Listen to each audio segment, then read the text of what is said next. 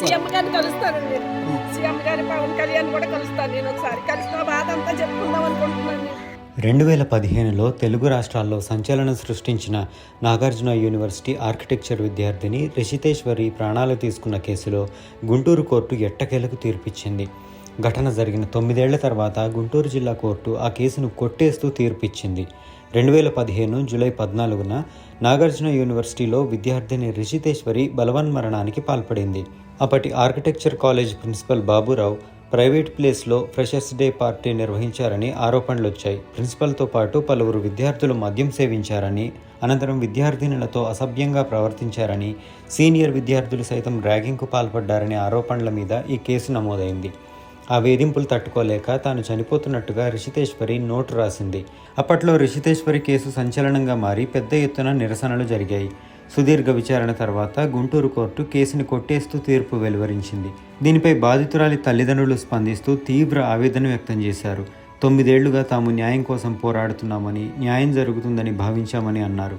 ఇక న్యాయం కోసం పోరాడే ఓపిక తమకు లేదని బోరున విలపించారు.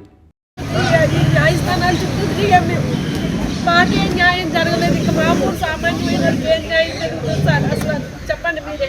అన్ని విట్నెస్లు ఉండి కేసు కొట్టేశారంటే అసలు ఏం చేయాలో ఏంటో మాకే అర్థం కావట్లేదు. అసలు మా లాంటి పరిస్థితి ఏ తల్లిదండ్రులకి రాకూడదు, అస్సలు రాకూడదు.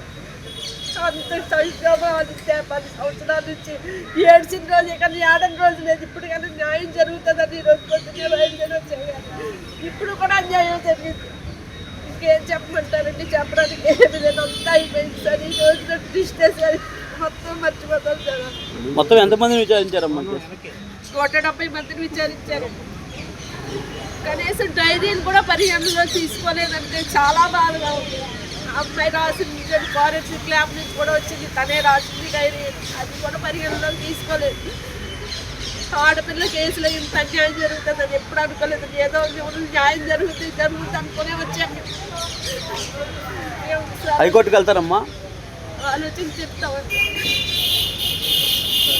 అందుకన్నా చెప్పేది ఏమి లేదు. ఇప్పుడు వచ్చిన కోర్టు తీర్పుని మీరు కోరే అవకాశం ఉందండి? సీఎం గారిని కలుస్తానండి. నేను సీఎం గారిని కలుస్తాను. అపాయింట్మెంట్ సీఎం గారు అపాయింట్మెంట్ ఇవ్వాలని కోరుకుంటున్నానండి. కంపల్సరీ కలుస్తాను నేను. సీఎం గారి పవన్ కళ్యాణ్ కూడా కలుస్తాను. నేను ఒకసారి కలిసిన బాధ అంతా చెప్పుకుందాం అనుకుంటున్నాను నేను. కింది కోర్టులు ఇచ్చిన తీర్పుని పై కోర్టుకి అవకాశం కోరే అవకాశం ఉందా? ఏమన్నా ఈ విషయాలు అన్నీ నాకు తెలీదు. లాయర్ గారిని అడిగి చెప్తామండి. లాయర్ గారితో మాట్లాడిన తర్వాత ఎస్పెషల్లీ డైరీని పరిగణలోకి తీసుకోవాలి. మరి ఎందుకు తీసుకోలేదు అర్థం. మిగతా వాళ్ళు కూడా చాలా మంది సాక్షులను కూడా విచారించారు. చాలా మంది 170 మంది సాక్షులు విచారించారు. ప్లస్ ఇంకొకటి ఏంటంటే మెయిన్ అవన్నీ వదిలేండి సార్. ఎందుకంటే విట్నెస్లు లేట్గా వచ్చారు. విట్నెస్ 5 years తర్వాత జరిగింది. అది సెకండ్ ఇయర్. పాప డైరీని తీసుకోవాలి కదా. పాప డైరీని తీసుకోవాలి.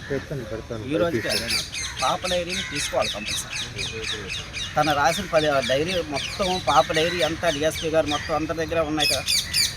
చంద్రబాబు నాయుడు గారికి కూడా ఒక కాపీ ఇచ్చింది. అంటే డైరీలో పేర్కొన్న పేర్లు నిందితులు లేవు. అసలు డైరీలో మొత్తం ఎవరెవరు రాశారు అందరమే రాశారు. మరి ఎందుకు తీసుకోవాలి? మొదటి డైరీలో కొట్టేసినట్టున్నా రెండో డైరీలో నేను ఇచ్చిన డైరీలో నేను కింది కోర్టుని ఇప్పుడు తీర్పు ఇచ్చింది కదా, హైకోర్టుకి వెళ్ళే అవకాశం ఉంటుంది. చూడాలి సార్. ఇంకా ఖర్చు పెట్టడానికి ఒక పైసా డబ్బులు లేవండి. నిలబడి ఉన్నాము. మా పాప ఉంటే మాకు ఆధారం ఉంటుంది. మాకు ఆధారం లేకుండా చేశారు వాళ్ళు. మేము కష్టపడితేనే బ్రతకాలండి. లేకపోతే ఏ గోదావరిలో దూకి చచ్చిపోతాం. ఇంకేం చేశారు? మీడియా మిత్రులందరికీ నమస్కారం. చాలా